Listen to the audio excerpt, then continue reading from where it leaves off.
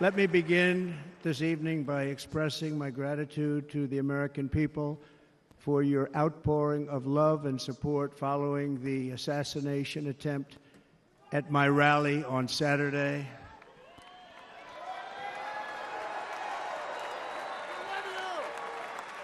As you already know, the assassin's bullet came within a quarter of an inch of taking my life.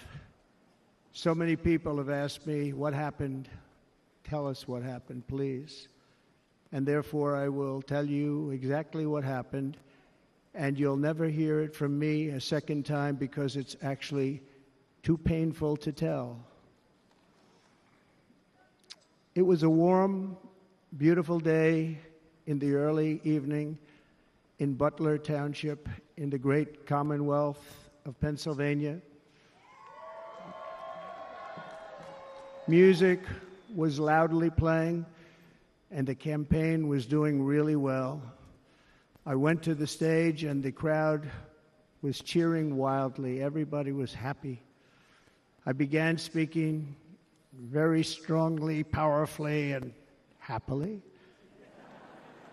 because I was discussing the great job my administration did on immigration at the southern border. We were very proud of it.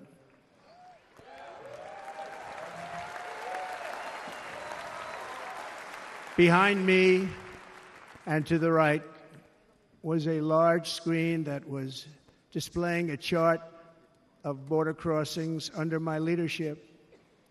The numbers were absolutely amazing. In order to see the chart, I started to, like this, turn to my right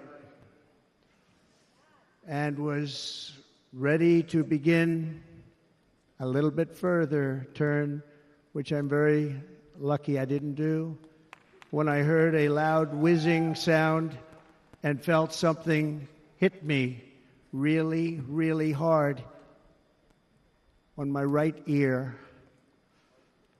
I said to myself, wow, what was that? It can only be a bullet. And moved my right hand to my ear, brought it down. My hand was covered with blood, just absolutely blood all over the place. I immediately knew it was very serious, that we were under attack, and in one movement proceeded to drop to the ground. Bullets were continuing to fly as very brave Secret Service agents rushed to the stage, and they really did. They rushed to the stage.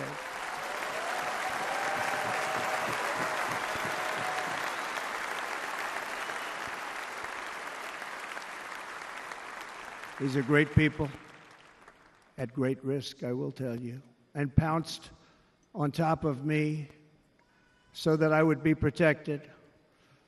There was blood pouring everywhere, and yet, in a certain way, I felt very safe because I had God on my side.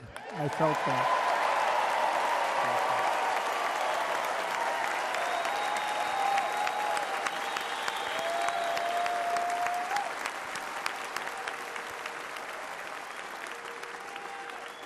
The amazing thing is that prior to the shot, if I had not moved my head at that very last instant, the assassin's bullet would have perfectly hit its mark, and I would not be here tonight. We would not be together.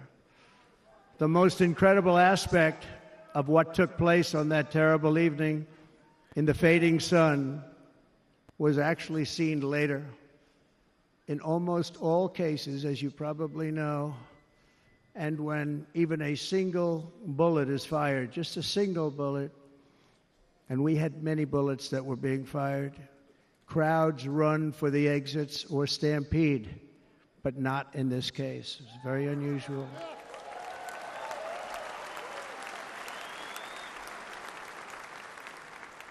This massive crowd of tens of thousands of people stood by and didn't move an inch. In fact, many of them bravely but automatically stood up looking for where the sniper would be. They knew immediately it was a sniper. and then began pointing at him. You can see that if you look at the group behind me. That was just a small group compared to what was in front. Nobody ran, and by not stampeding, many lives were saved. But that isn't the reason that they didn't move. The reason is that they knew I was in very serious trouble. They saw it. They saw me go down.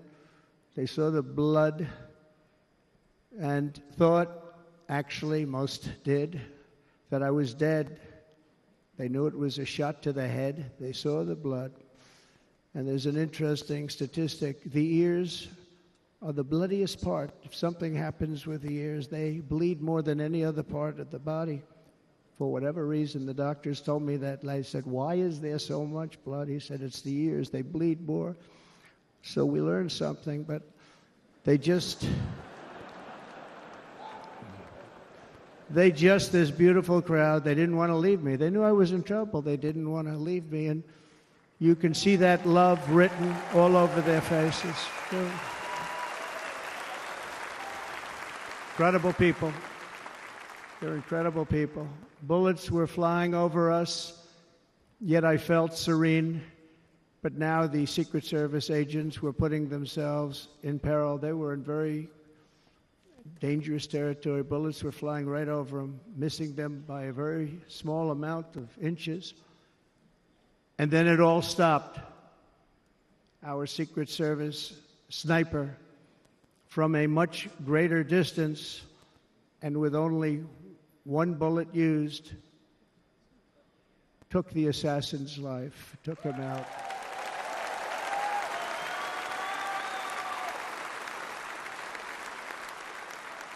I'm not supposed to be here tonight. Not supposed to be here. Yes, you are. Yes, you are. Yeah.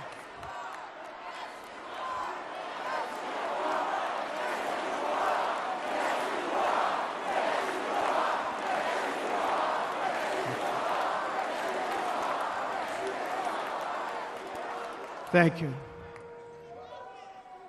But I'm not. And I'll tell you, I stand before you in this arena only by the grace of Almighty God.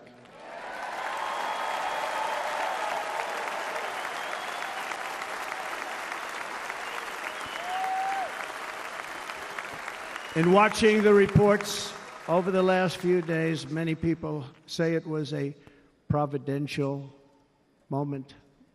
Probably was. When I rose, surrounded by Secret Service, the crowd was confused because they thought I was dead, and there was great, great sorrow. I could see that on their faces as I looked out. They didn't know I was looking out. They thought it was over. But I could see it, and I wanted to do something to let them know I was okay. I raised my right arm, looked at the thousands and thousands of people that were breathlessly waiting, and started shouting, "Fight, fight, fight."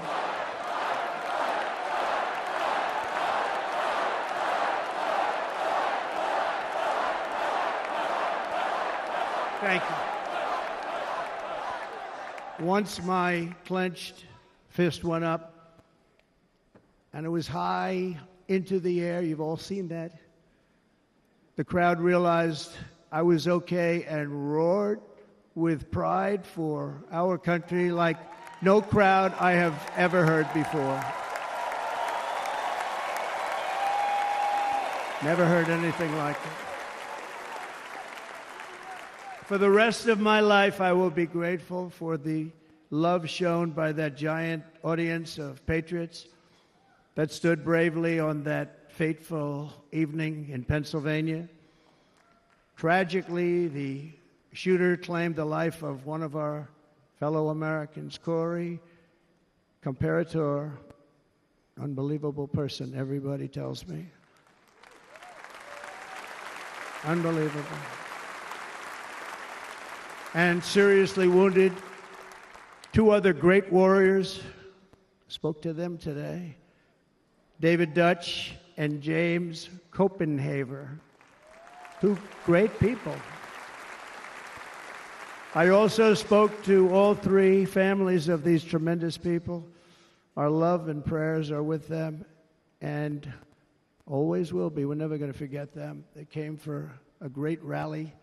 They were serious Trumpsters, I want to tell you. They were serious Trumpsters, and still are.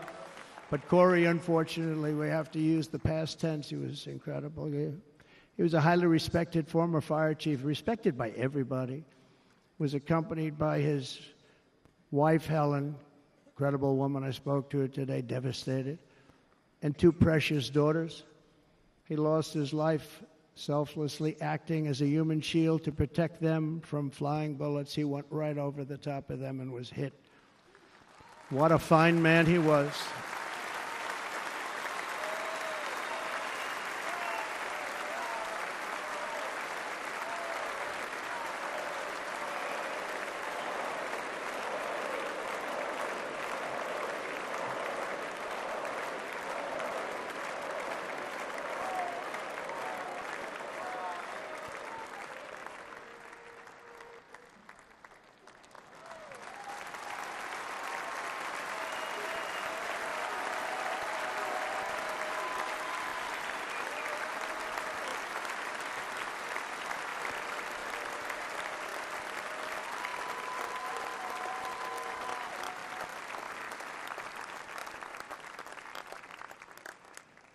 I want to thank the fire department and the family for sending his helmet, his outfit, and it was just something, and they're going to do something very special when they get it. But we did something which cannot match what happened, not even close.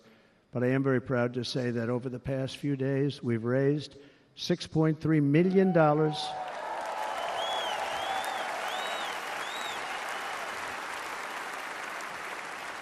for the families of David, James, and Corey, including from a friend of mine just called up. He sent me a check right here. I just got it. $1 million from Dan Newland. Thank you, Dan.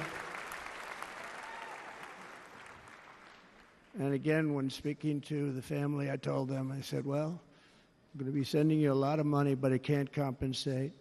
They all said the same thing. You're right, sir. We appreciate so much what you're doing, but nothing can take the place in the case of Corey. And the other two, by the way, they were very, very seriously injured, but now they're doing very well. They're going to be okay. They're going to be doing very well.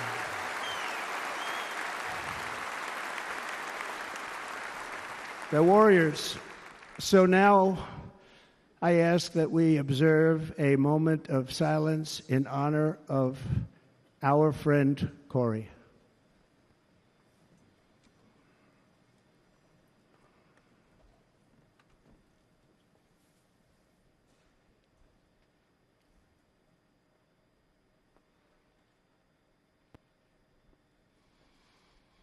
There is no greater love than to lay down one's life for others. This is the spirit that forged America in her darkest hours, and this is the love that will lead America back to the summit of human achievement and greatness. This is what we need. Despite such a heinous attack, we unite this evening more determined than ever. I am more determined than ever, and so are you. So is everybody in this room.